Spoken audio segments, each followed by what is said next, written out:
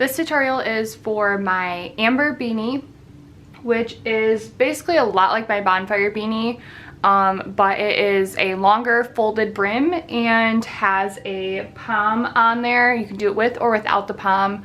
I made these for my last market. I had a ton of people asking me for row counts and how I made it and what yarn I used, because I used a different yarn than my bonfire beanies.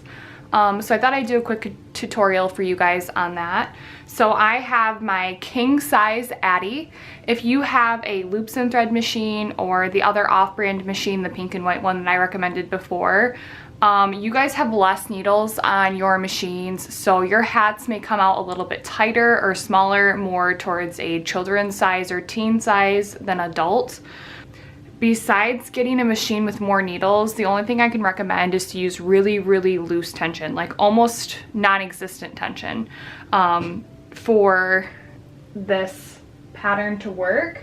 But besides that, if you have a Centro that has, I think Centro like with the 48 needle count, I think that's available, you can use the same row counts and everything as I do here. But basically, so you're going to need whatever machine you're using, but just keep in mind if your machine is different than mine, then your row count will be different than mine and it might not fit the same. And then I'm using Hobby Lobby's I Love This yarn. Comparable substitutes would be Karen 1 pound, Big Twist Value from Joann's. Karen Simply Soft would work too. It's just Karen Simply Soft's a little bit thinner than I Love This yarn.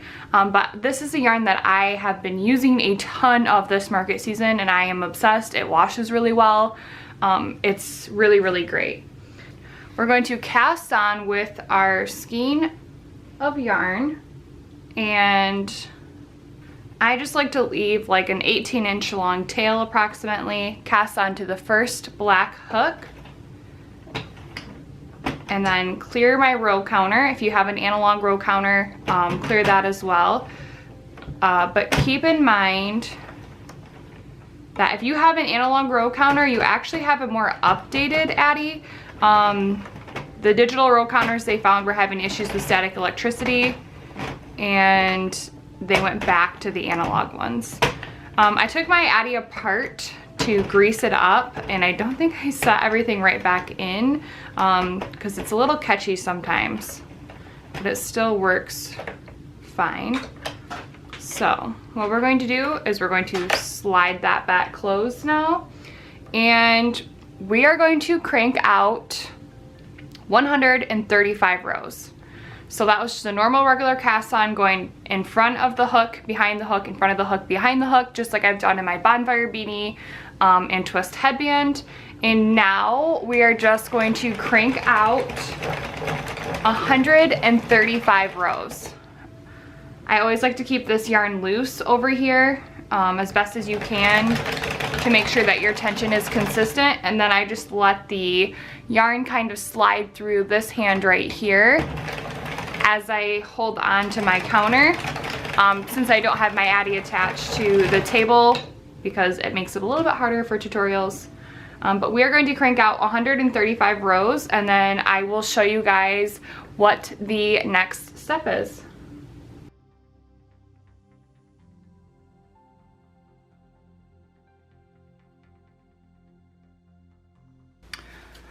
Okay, I'm going to stop at 132 rows. I will say one of my followers suggested using a small piece of wax paper to let the yarn run through with your hand, and it helps if you have any stitches snagging or stuff like that. I know a lot of people use dryer sheets to help with that and the static electricity, but she brought up a really good point that some people have allergies to certain brands of dryer sheets. I am one of those people, but I never thought about it for other people since the brand that we use I'm not allergic to. But just a helpful little tip for any of you who've had issues with your yarn snagging and dropping stitches. So there are two ways that you can go about casting off on your Addy. I'm just gonna cut a, I don't know, 20-inch tail or so off my yarn, and what you could do is use a yarn needle and pick up all the stitches around your Addy. I personally like to use waste yarn, which is just yarn, extra yarn that you have laying around maybe, and of a different color. So I just have some of the same brand yarn. It doesn't matter if it's the same or different, but I just put my tail in the middle there, and then since this strand is here, I'm going to match those two strands so they're between the same hooks, and then I'm just going to hold that and crank my Addy until it catches on this hook. And then what I'm gonna do is I like to crank out at least 5 rows. Sometimes I like to do 7 to 10, just depending. So I'm just gonna crank out quite a few rows. It's better to have more than less, and then I'll show you how I pick up all the stitches using my yarn needle once I get this off my Addy.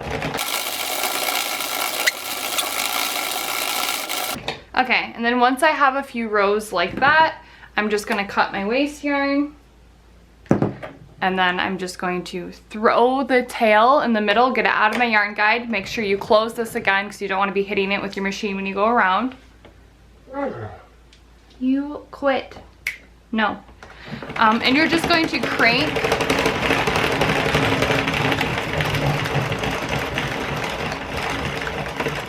And your whole project just falls right off, which is what you want. And then I'm going to move my Addy.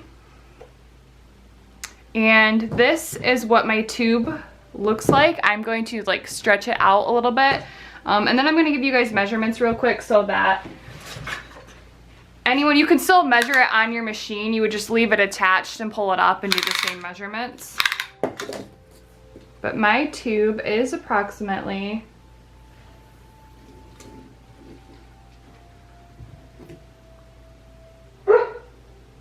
28 to 29 inches. So now on this end, the end that you started with that doesn't have the waste yarn on it, you can just simply pull this tail and it will start scrunching up this end, just like the bonfire beanies. So we're gonna put that tail over here. And then on this end, what I like to do is I just like to grab a yarn needle and put this on here. You guys a little bit closer. So I have my yarn needle.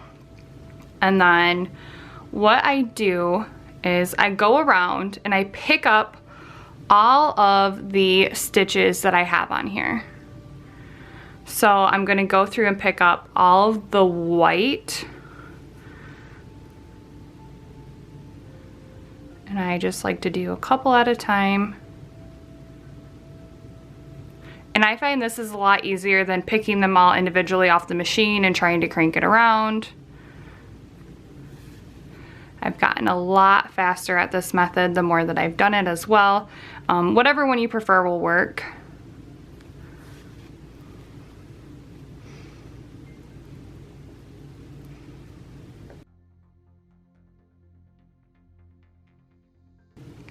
And then I like to go back through the first loop that I already went through.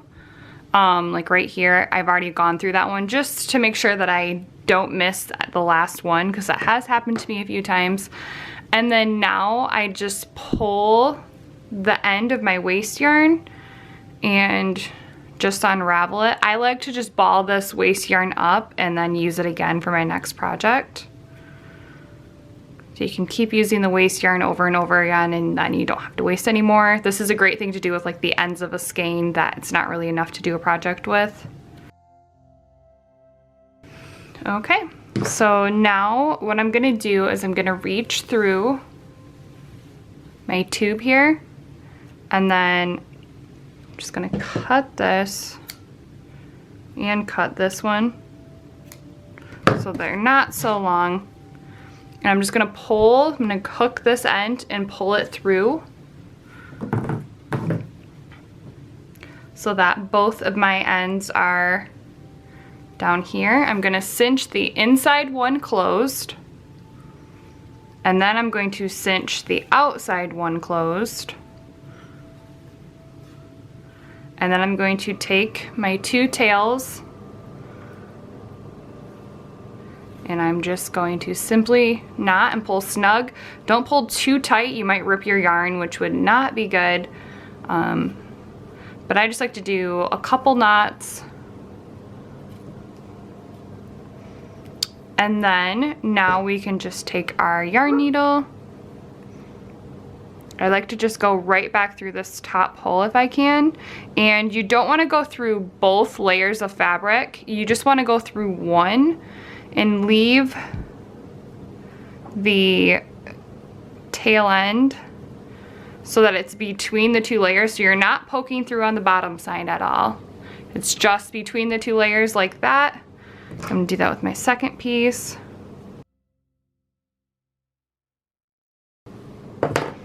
And then I'm just going to cut this yarn, and then I'm just gonna pull the outer layer so that that piece gets stuck between the two layers.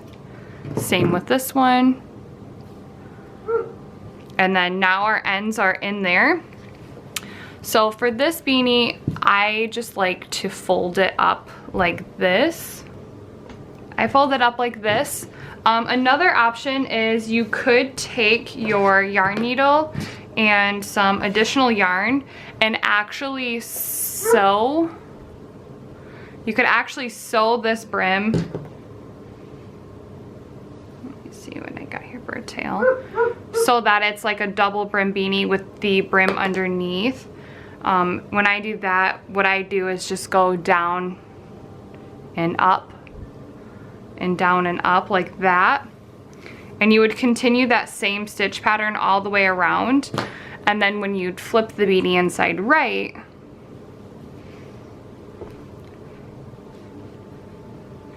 your brim would be under here. There'd be like a more defined line. When you stitched all the way around, there'd be the defined line where your brim is, and that's kind of like the double brim knit beanies. But I found like people like both styles. It's just depending on what I'm feeling. But I found I really like the thick brim. A lot of older people, like moms, grandmas, love the thicker brim. I've noticed a lot of teenagers like the thinner brim, so like bonfire beanie length maybe, and brims like this, but this style is meant to be like this. And then I love adding poms to these hats, so I will show you what it looks like with a pom real quick. I'm not actually going to attach it, I'll do that later, but this is what it would look like with a pom on it. Super cute, super awesome. I think these would be great sellers. They sold really well at my market for me. But yeah, that's that whole tutorial. Super easy. If you feel like you need a little bit more detailed how to use your machine help, then I would definitely check out my bonfire beanie and my twist headband tutorial. And I will link those here at the end of the video for you guys. But thank you so much for following along, and I hope you enjoy your amber beanies.